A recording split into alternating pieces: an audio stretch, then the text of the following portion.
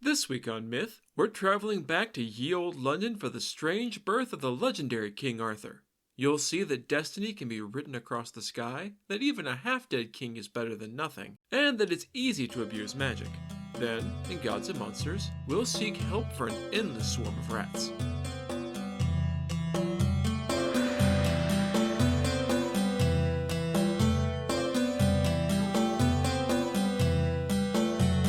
This is the Myths You Teach Your Hated podcast, where I tell the stories of cultures from around the world in all of their original, bloody, uncensored glory.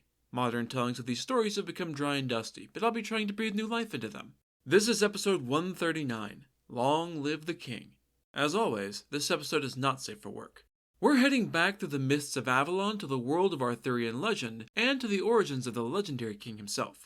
We'll be using Thomas Malory's Le Morte d'Arthur as the primary source for this tale, which more or less picks up from where episode 98's Origins of the Wizard Merlin left off. As mentioned before, Malory was heavily influenced by the centuries earlier History of the Kings of Britain by Geoffrey of Monmouth, and tells a very similar origin story for King Arthur. When we last left our heroes, the King of Britain was Aurelius Ambrosius, who, along with his brother Uther, had retaken the land from the usurper Vortigern and his invading Saxon allies. Years passed since that time, and Aurelius fell ill. Vortigern's son Pascient, who had escaped his father's immolation, had grown into a vengeful adult and returned to Britain at the head of an invading arm of traitors and Saxons.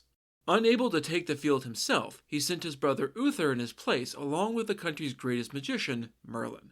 As they marched, the sky above was split by the blazing form of a dazzling comet. Everyone who saw it agreed that it looked uncannily like a fiery dragon, especially the wizard, who saw in its shining form a prophecy: the death of the good but ill Aurelius and the rise of the glorious Uther. Heartened by this mystic sign, the Britons marched on the Saxons and routed them, driving Pascient back with his tail between his legs. Uther returned victorious and took the name that most people today know him by, Pendragon, which means the dragon's head. This means both the literal dragon's head, but also a more poetic head warrior. His victorious return is dampened somewhat by the fact that King Aurelius was dead, poisoned by an assassin while Uther was away. The king is dead. Long live the king. King Uther reigned strongly and well, but this was a time of conflict and betrayal, so it was not without its wars. During the long string of battles across the land, the king was often aided by the mighty Duke of Cornwall, Tintagel, or Gorlois in other versions. Wanting to honor his most trusted and powerful retainer, Uther summoned Duke Tintagel to the capital along with his lady wife Igraine for a feast. The Lady Igraine was famed throughout the lands as both an incredibly wise and beautiful woman. Uther found himself fully agreeing with this assessment and figured, hey, it's good to be the king, right? Who wouldn't want to sleep with a handsome, brave king? Even if she's, married to one of your greatest allies. At the feast held that night in honor of the visiting dignitaries, Uther made a pass at Igraine, essentially asking, if I said you had a beautiful body, would you hold it against me?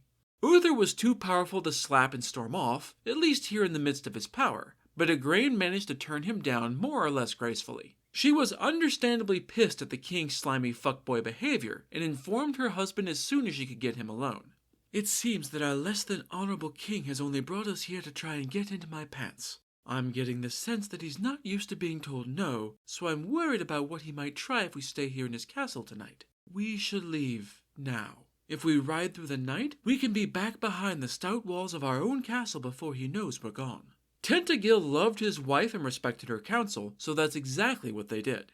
In the midst of their revelry, neither Uther nor any of his counselors realized that the couple was gone until they were safely away. When Uther did try to go and make a second, more forceful pass at Igraine, he was pissed as hell to realize that she had left. He took it as a personal insult, which it kind of was, but he had made the first and much larger insult by hitting on a married and very disinterested woman, and called together his privy council. The king's advisors were more yes-men than actual advisors, so they vigorously nodded their heads in assent at the suggestion that Tintagel had gravely insulted the king. A messenger was sent out immediately to instruct the Duke of Cornwall to return to the capital to apologize, or it would mean war between the two of them. The Duke understandably refused to do such a ridiculous thing and sent the messengers back with that reply. As Igraine had suspected, Uther didn't like being told no, and he went into a red rage. His message back warned Tintagel that within 40 days, he would be pulled screaming from whatever castle he thought he could hide in. No walls, no matter how stout, could stop the king's wrath. The Dukedom of Cornwall had several strong castles, so Tintagel had 2 of them made ready for war. He made his war camp in the closer one, Castle Terrabil, and sent his wife to the stronger location, Castle Tintagel. Uther would be sure to assault the castle arrayed with the Duke and his strongest warriors. Splitting his force between 2 fortresses was maybe not the best strategic plan, but it would hopefully ensure that Igraine remained safe. Castle Terrabil was chosen specifically because it had multiple defensible and hidden exits. If worst came to worst, the Duke could slip out the back and escape Uther and his army, riding to meet up with his wife and his second, much stronger fort. As predicted, Uther soon arrived with his host and laid siege to Castle Terrabil. The war between them was brutal and bloody, with many men on both sides hacked to pieces to bleed out on the muddy earth. Despite the violence, neither side could gain the advantage. As the war raged on, Uther's desperate desire for the Lady Igraine only grew stronger, and his rage at her husband for keeping her from him grew more furious. This awful combination swirled inside the king until he fell ill from it. Worried about the king's unexpected sickness, the great knight Sir Ulfius came to the king in private to ask what was going on. "I like you, Ulfius, so I'll tell you. I am deeply and wholly in love with the lovely Igraine, and the denial of that love and the anger at her being kept from me is making me literally and physically ill. Unless I can sleep with her, this case of royal blue balls is going to keep me from ever being well again. I must have her, Ulfius." The noble knight was loyal to his king, and he was also wise enough to recognize a problem that was beyond his ability to solve. He also knew who to ask for help with tricky problems like this: the wizard. He set out at once to seek out Merlin, who he soon found disguised as a beggar for reasons known only to him. He listened intently as Ulfius laid out the situation, then he nodded sagely. "I can do this thing. Return to King Uther, and tell him that if he will swear to reward me with what I desire, then I shall ensure that he has everything that he desires in turn." Open-ended bargains are risky, but Ulfius decided this was worth it. Uther had given the knight his blessing for this task, so he agreed to the half-demon magician's terms. "Excellent. Return to the king, and I'll be right behind you." Ulfius was thrilled by this news, and galloped back to Uther Pendragon to relay his success. He was a little confused by the absence of a wizard, but accepted the fact that wizards moved in their own time and could not be hurried by mere knights. As promised, Merlin wasn't long in coming and, to his credit, he reiterated the terms of the deal he had laid out with Ulfius and got Uther's enthusiastic consent to them before proceeding. He may be the son of a literal demon, but he's not a monster.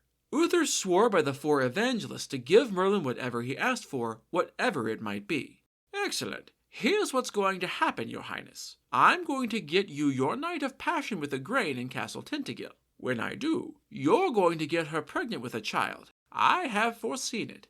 When that child is born, you will deliver it to me to raise as I see fit. My methods and my reason are my own. Are we agreed?" Uther wasn't terribly concerned about a theoretical child who might never exist, and certainly wouldn't unless Merlin held up his end of the bargain, so this was a cheap price in his mind. "Amazing. All right, prepare yourself, your highness, because tonight is the night that you fuck the Duchess. I am going to disguise you to look like the Duke of Cornwall himself, and your loyal knight Sir Ulfius will become Sir Jordanus, Tintagel's loyal bannerman. This illusion will get you past the guards, but don't press it by answering too many questions. If you don't act like Tintagel, they may get suspicious. Instead, say you've missed Igraine so badly that it has made you ill, and that you need to be with her alone all night. Get to bed, have your fun, and stay there until I come for you in the morning. Castle Tintagel is only 10 miles from here, so ride out as soon as I finish this spell. Now hold still." The sun was setting as Uther and Ulfius rode away from the siege of Terrabil for their dark, secret reasons. The Duke's spies saw the king leaving and reported this incredible opportunity.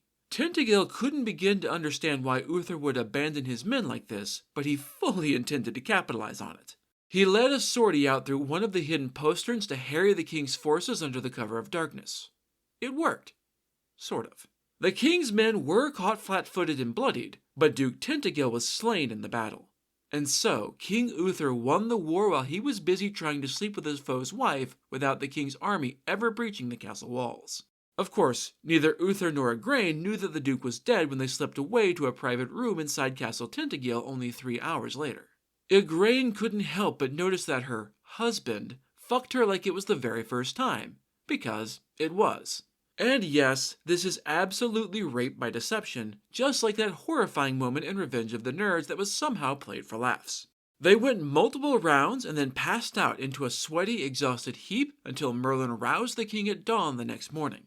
Kissing his pretend wife/assault victim goodbye and pretending to return to the war, Uther left Igraine none the wiser. Worse, Merlin's prophecy proved to be completely true. When Uther slipped back out of the castle with the wizard in the morning, he left Igraine pregnant with his child. With the rising sun came word that Duke Tintagel was dead and that he had been dead since the previous sunset. Lady Igraine was understandably confused as to how her lord husband could have slipped out of her bed this morning after another round of furious lovemaking when he had apparently fallen dead on some knight's sword hours before. She had no way of knowing if it was his dead spirit, some kind of fae in disguise, or something even more impossible, so she kept her mouth shut and told no one what had happened.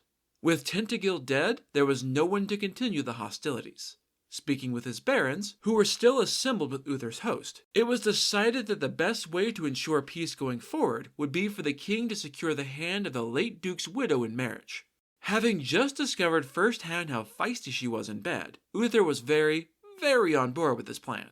Igraine was a practical woman, and so, when Ulfius returned to Castle Tintagel with word of Uther's offer of marriage, she realized that this was the best possible way out of this mess for her. If she'd realized that the king had been the one to assault her in disguise, she might have felt differently, but she didn't.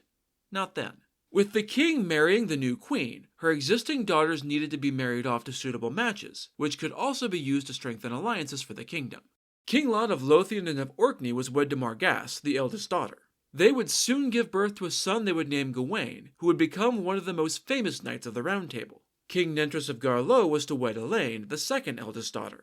The youngest daughter, Morgan, later known as Morgan le Fay or Morgan the Fairy, was sent to a nunnery. In Robert de Boron's poem Merlin, this is because she was an illegitimate daughter, but no other contemporary sources agree with that.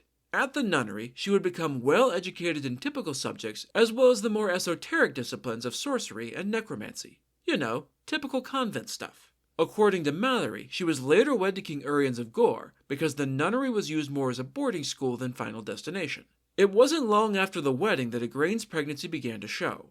It wasn't hard to do the math, and so Uther realized that either Igraine had gotten knocked up on the wedding night or, if Merlin was right, it had been the night that her husband had died. As they were laying in bed that night, the king asked his lady wife about her pregnancy, begging him to tell the truth about who the child's father was by the sacred bonds of their wedding vows. Igraine sighed deeply. This secret had been weighing on her, and here at last was the perfect opening to unburden herself of it. Heart racing, Igraine told her new husband about the mysterious knight who had come to her in the guise of her late husband mere hours after his unexpected death. Uther rejoiced at this, realizing that Merlin's words had come true. This was his first child.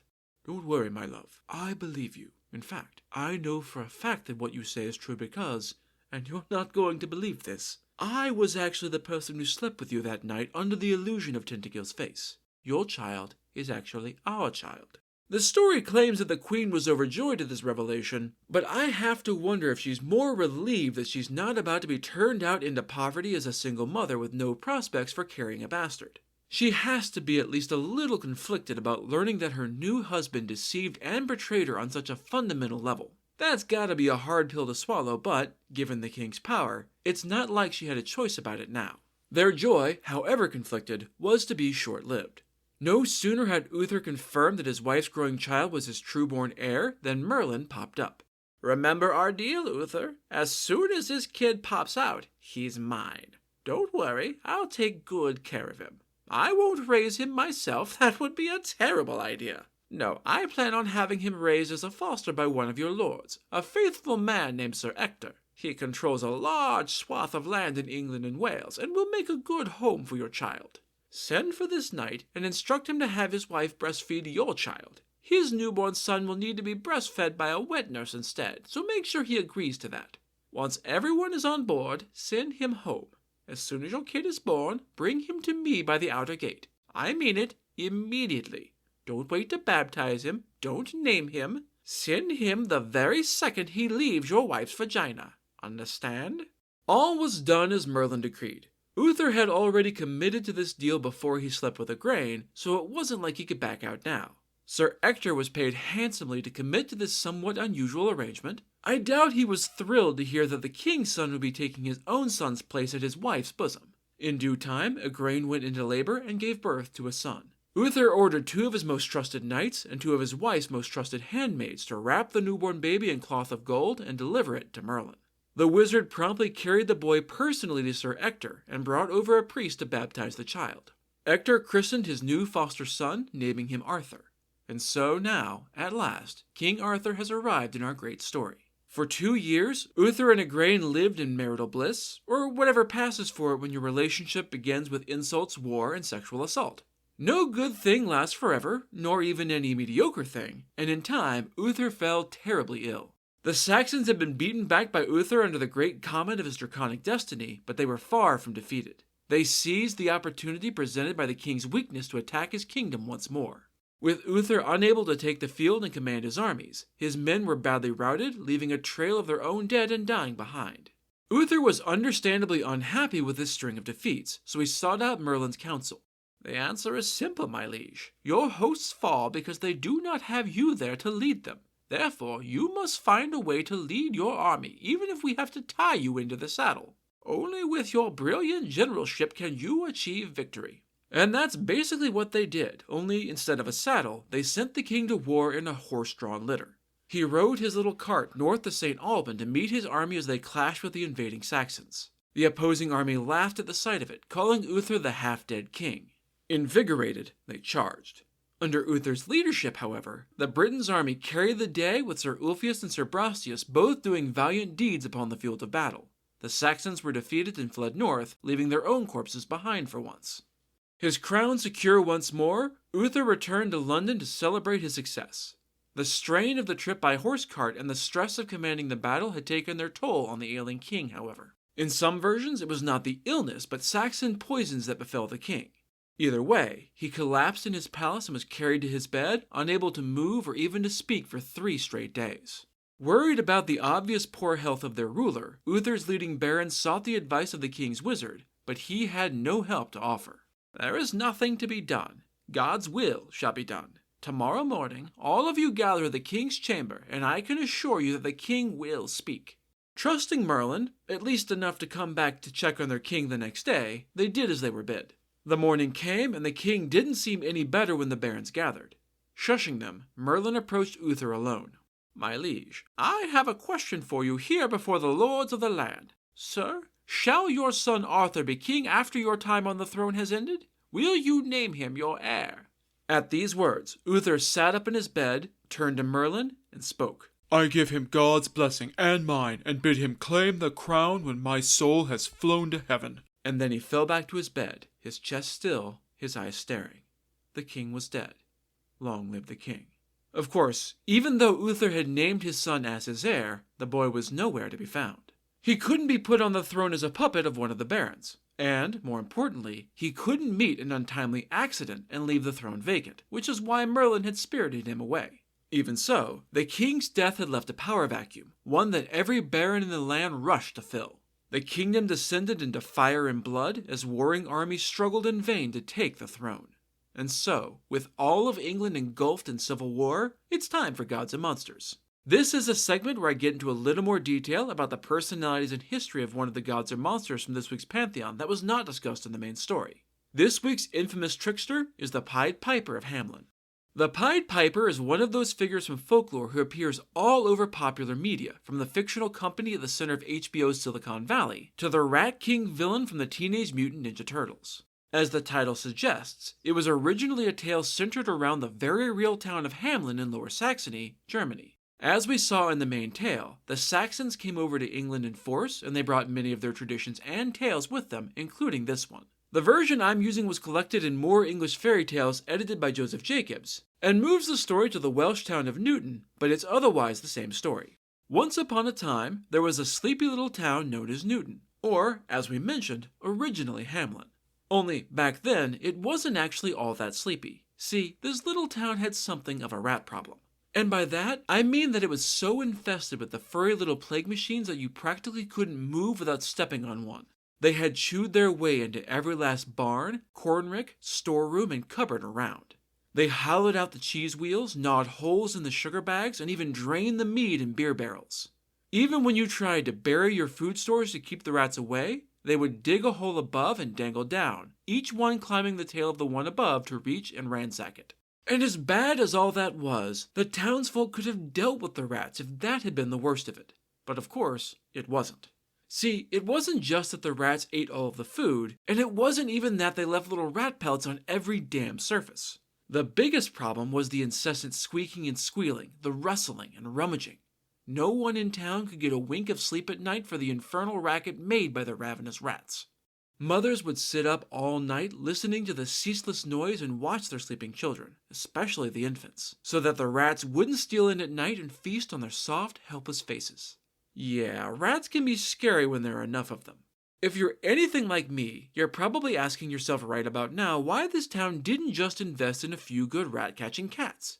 Well, it turns out that they tried. The cats put up a good fight and took down quite a few rats, but in the end they were simply swarmed by an overwhelming tide of squealing vermin. Those that survived made their bloody, limping escape to the fields and refused to ever return. Well then, how about poison? They tried that too, but there always seemed to be 2 rats for every corpse they found, and the bloated, rotting corpses of the poisoned rats nearly led to its own plague. They even tried hiring every rat catcher from miles around, but none of them had any more luck and had to eventually slink away in failure. The mayor called an emergency meeting with the town council to try and figure out what could be done about the rats, but no one had any new ideas. They'd tried literally everything that they could think of. Rack their brains though they might, they couldn't knock any good ideas loose. As the council was despairing of ever solving their rat problem, in ran the town beadle, basically a cop for the local parish. Your Honours, a very strange man just walked into town. He looks like nothing I've ever seen before, but he wants to see all of you. Eager for a distraction, the mayor accepted the meeting. The fellow who walked into the town council was every bit as odd as the beadle had suggested. He was tall and thin with bright, piercing eyes, but it was his clothes that truly drew the eye. They were a literal riot of color, bright patches of every hue you could imagine, and maybe even a few you'd never thought of before. The young man smiled and made a sweeping bow. My esteemed sirs, I am the Pied Piper. I've heard tale of your little rat problem, and I have come to offer my services. What would you offer to pay me if I could promise to rid you of every single last rat in your fair town? Well now, that was an intriguing offer. The town was sick to death of rats, but as much as they hated those squeaking rodents, they hated spending money even more. They tried their best to haggle him down, but the piper knew his worth and he knew he had the town over a barrel, so he refused to budge. After some time, the town was forced to agree to pay the piper £50, which was an enormous sum at the time. For his part, the piper agreed that he would not see a single red cent until every last rat was removed from the town. It seemed a fair bargain, and both sides were more or less content. No sooner was the agreement made than the piper stepped out of the town hall, pulled out his pipe, and put it to his lips. The sound he made wasn't so much music as it was a strange, shrill keening that pierced its way through every house in town. In fact, it sounded a little like the frantic squeaking of the rats themselves. As the warbling tune carried across the air, rats began to pour out of every attic and basement, every nook and cranny in the town. Large rats and small ones, old rats and young ones, fat rats and skinny ones. All of them crowded around the feet of the playing piper. As they gathered, he began to dance along down Main Street and, to the town's surprise, the rats followed eagerly after, their little noses upturned to look at the source of the strange music as their feet pattered along the cobblestones. The Pied Piper kept a watchful eye on the rats, slowing to a crawl now and again to let the smaller and slower rats catch up. No straggler was allowed to remain behind. This strange procession wound its way up Silver Street and down Gold Street until they came to the harbor at the edge of town. The townsfolk gathered as they went, peering curiously out of windows and doors and calling their thanks and blessings for the piper. Without missing a beat, the tall stranger stepped into a small boat and shoved it out into the deepest water.